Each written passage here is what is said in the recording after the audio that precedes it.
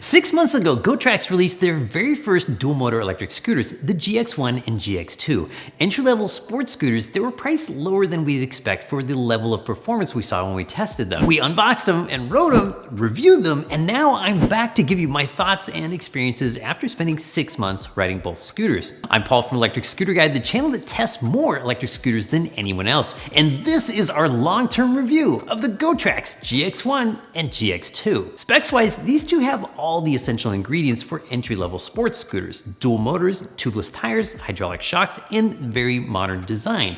They go 30 and 35 miles per hour, have claimed ranges of 25 and 40 miles, but as you'll see, that varies a lot depending on how you ride. These e-scooters don't have a ton of features. For example, there's no app, but both get high marks for performance per dollar and being really fun to ride. So now, 6 months later, let's find out what's changed and how did the changes affect our opinion about these scooters. Here's what we'll cover. We'll start with two major things which have changed for the better. I'll look at how fast and how far they still go in the real world, see why the reliability score changed. I'll talk about maintenance, what it's like to buy parts, what other new scooters have come out since the review, long-term ride quality, two quirks that still bug me, and which one is the better deal, the GX1 or GX2, because that has changed. If you haven't bought one yet, this long-term review might help you decide between the GX1 and GX2 or whatever other scooters you're considering. Or you could win a brand new GX1 just by subscribing. Just make sure you're subscribed here at ESG and over to our Rider Guide channel and leave a comment below. We'll have a random drawing when we hit 100,000 subscribers and somebody's gonna win a brand new GX1. Okay, I'm gonna start off with the biggest change. The prices of these two are much lower now, but be warned, we don't know for how long.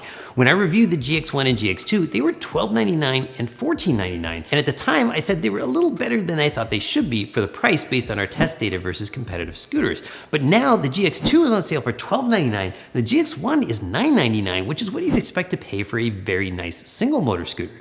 At the current price, nothing else comes close to the tested 0 to 30 time of the GX1. The next big change really surprised me and affects all GOTRAX scooters. A couple years ago, I kind of ridiculed GOTRAX for only having a 180-day warranty on their scooters. Well, shortly after I made that video, their scooter warranty changed to 1 year. But then in November 2023, GOTRAX announced that the warranty for all of their new scooters is expanding to 2 years, including the batteries. So in 2 years, they've gone from worst to first when it comes to warranty length. Now on to the real world range and top speed, but let me cover some of the basics first since some of you haven't seen the original review. The GX1 comes in black and has dual 600-watt motors, and the GX2 comes in gray with dual 800-watt motors. They say the range is 25 miles for the GX1 and up to 40 for the GX2, but in the real world, I went 19.9 miles on the GX1 and 24.7 miles on the GX2. I was topping out at around 30 miles per hour with typical speeds of 20 miles per hour between stop signs. On our GX1 and GX2, I haven't noticed any degradation in the battery life over the last 6 months.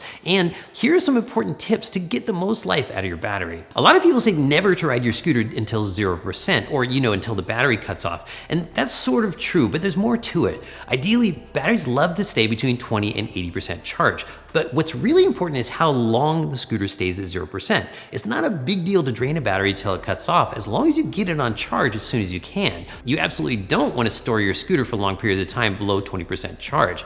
At the other end, you don't want to store it at 100% charge either. That's like putting away a rubber band airplane with the rubber band wound all the way up. For long-term storage, you want your scooter at 60 to 70% charge, and ideally only charge it up to 100% if you're going to go for a ride sometime soon. Do that and your battery will love you. Since our batteries are in good health, top speed remained unchanged from the firmware limited 30.6 miles per hour and 35.6 miles per hour originally tested for the GX1 and GX2, 0.6 miles per hour faster than their specs when riding on flat ground. Now let's talk about the reliability score. 6 months ago, we hadn't started scoring scooters on reliability yet. But if we had, the scores for the GX1 and GX2 would have been 7.4 out of 10, which is good but not great. But 3 things have changed since then, which massively improved the score of these two scooters, bringing them each up to 8.5. The fact that the warranty is now 2 years and that the scooters are UL listed, which is something we just didn't know at the time. Parts availability on the GOTRAX website has also improved, and I'll show you more on that later. The GX1 and GX2 also score well because of their tubeless tires, which are less prone to flats than tubed tires, and the fact that the clean wiring harnesses and easy access inside the deck make them relatively easy to service if needed. I haven't had any major maintenance issues with either scooter and no flats, but if you do get a flat, one of the things I like are the quick disconnects for the motors, which make it easier to separate the wheel from the scooter when changing tires. One minor maintenance issue you could hear right away back during our first look video was the GX1 developed a brake squeak. This is usually a simple caliper adjustment issue, and I made a video on how to do that, which we'll link below. But basically, you loosen these two bolts, squeeze the brake, and then tighten down the same bolts a little bit at a time.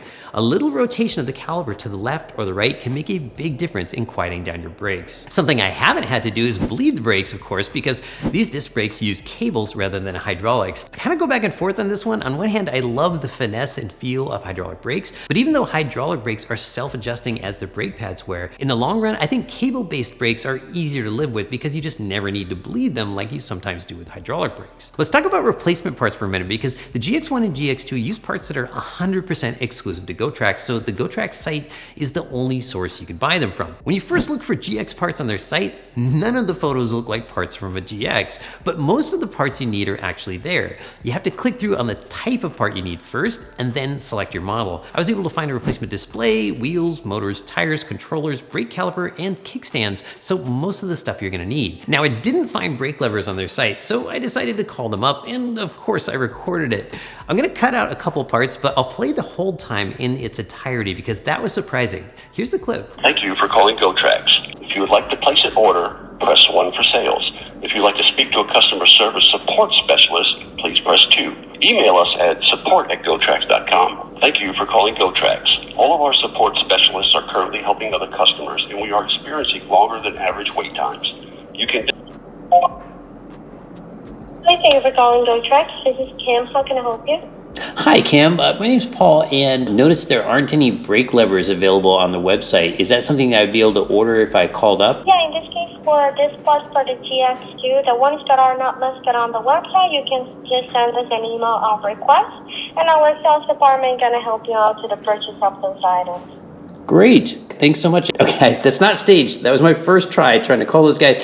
Now, they weren't able to connect me with the part I wanted, but I did get a live person and I sort of got an answer. So now I'm going to try to email them, see if I can buy that brake lever. So the response was that you can order parts that aren't listed by reaching out via email. Now, I sent them an email and it's been 24 hours and I haven't heard back yet, but she sounded pretty confident that I can order parts that aren't on the menu this way. So I'll keep you posted in the comments about what happened next. And this is something I've been asking all of the scooter companies to do, is please list more replacement parts on their websites. It saves us time as riders, it saves them time on the phone talking to us, so more parts on the website means everybody wins. Let's talk about other new scooters. In our review, I compared the GX1 and GX2 with the Apollo City, Mantis V2, and Solar EQ, and we'll link to that video down below so you can see how they stack up. But has anything new come along since then that we'd also consider? And the answer to that is yes. Since then, we've tested and reviewed 3 other scooters which are similar in price and performance that we'd also recommend. The VMAX VX2 Pro GT, the Apollo Go, and the Solar P1 3.0, and we'll link to those reviews down below too. Let's talk about how the ride quality has held up.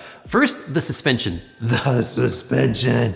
This suspension does something better than almost all other scooters. It gives you double the rebound damping because it has twice as many shocks up front, but really it's like 4 times the rebound damping because of where they attach. They've got better leverage attached out near the axles. A lot of hydraulic shocks sort of fade out and lose their damping over time, but look at these things. Still 100% of the damping they came with. I'm still pretty happy with the size and the shape of the decks. I could do with them being a little bit longer, but the footrest at the back is pretty comfortable, so about half the time my foot ends up back there. I still love this mini paddle style thumb throttle. It's one of my favorites because you don't get accidental input when bumps make your thumb go up and down, and if the scooter jerks forward, it makes you pull back away from the throttle, so it sort of self-cancels any accidental input. Where trigger throttles do the opposite. If you pull a little by accident and lean back, you just get more. After 6 months, do the scooters still feel fast? Yes and no. I've gotten used to the speed a little, but they still both feel fast enough to be fun, and once you get above 25 miles per hour, the wind comes along and reminds you that you should really be wearing a full face helmet. If you have a full face helmet, keep your eye on the speedometer because once you're used to the acceleration, it's easy to lose track of how fast you're really going because the ride is relatively smooth. Now, let's talk about the tires. I'm still a big fan of these tubeless tires, partly because they hold air better than most other scooter tires. There have been times when I didn't check them for several weeks and they barely lost any air at all. But don't be like me. Please check your tire pressure once a week. You'll get more range, more performance, and you'll be much less likely to get a flat from hitting a pothole or a curb. Speaking of curbs, another thing I've come to appreciate about these two is the ground clearance. You can ride up and down just about any curb without scraping the belly of the scooter. So let's look at the quirks. I've had a lot of nice things to say, but what don't I like about the GX1 and GX2? Well, there's nothing really bad, but there are some quirks that bugged me at the time of the review and still bug me now. You'll laugh at me for this first one because it's that the modes are in the wrong order on the dashboard. As I push the plus button, which is on top, to go to a higher speed, the modes M, D, and S line up in a downward progression. So it's sort of the opposite direction you'd expect. I mean, S is pretty obviously sport mode, but when you switch between M and D, it's easy to lose track of which one's gonna be faster. Next is the park mode feature. The GX1 and GX2 both come with 0 start only, which I love. You push the throttle and it just goes. There's no need to kick off. But for safety, the scooter locks out the throttle if it sits for about 11 seconds or so, and a big P for park mode shows up on the screen. From here, you need to bonk the minus button to get back into go mode. If you press the plus button, it drops from S down into D mode, and this can be extra annoying if it drops into park right as the light turns green. But you do sort of get used to hovering your thumb over the minus button at stoplights. I've tried to defeat park mode by pressing every button combo I can think of, but I haven't been able to get rid of it. So please tell me in the comments if you succeeded in disabling park mode. In the review, I called out a couple plastic parts as kind of goofy and unnecessary, but over time I've decided I actually like them. The scooters look better with them on, the plastic parts haven't broken, and they aren't really hurting anything by being there, so it doesn't really bug me anymore. Airing up the tires did bug me, but not so much now. You can see the stems are sort of buried in the wheels, so if you want to pump it up with a regular pump, you need an adapter, which does come with the scooter, but I've got another solution. I recently bought this pump on Amazon because it was one of the best reviewed rechargeable pumps, and I've been using it on everything, on scooters, my car, my kids' bikes. The best thing about it is you almost never need an adapter, and here it is attaching to the GX2. It loses about 2 to 3 pounds when you unscrew it, so I just add about 3 pounds extra, and it's all good. We just bought this one, so we're not sponsored by the company that makes the pump, but full disclosure, just like with the scooters, if you use any of the links below, it helps support our channel. So after 6 months, has my opinion changed about these scooters? Not really. I feel like GOTRAX has done a really good job of making solid entry-level dual motor sports scooters here. Aside from being a little heavy, these are scooters that new riders will be able to handle, but intermediate riders can also enjoy for a long time. There are some great scooters that have come out in the last 6 months, but at the same time, the prices of the GX1 and GX2 have gone down a lot and warranty has gone up. So I think the performance and feature set of the GX1 and GX2 are still very good for the price. In terms of which one is the best value, at the end of the last video, I calculated that the GX2 gave you 24% more range and 16% more top speed than the GX1 for 15% more money. But now it's still 24% more range and 16% more top speed, but it's 30% more money. So now the GX1 feels like the better deal if you don't really need the extra 5 miles of range and 5 miles per hour of top speed. It's hard to say if they'll stay at these prices though. Unlike the price of food and rent, scooter prices have been surprisingly low this winter. It's been a great time to be a scooter buyer, but with spring right around the corner, there is a good chance that all scooter prices will be moving upwards soon. So whichever scooter you're thinking about, I get it now before scooter fever kicks in across the whole country because delivery times may go up as well. Oh, and before I go, I wish we could also compare the GX3 here, but we haven't received that one yet. So stay tuned and get subscribed because that review will be out soon. Let me know what you think, especially if you own a GX1 or GX2 already. What has your experience been like so far? And would you buy them again? Thanks for watching. I'm Paul from Electric Scooter Guide. Ride safe and don't forget to wear your helmet.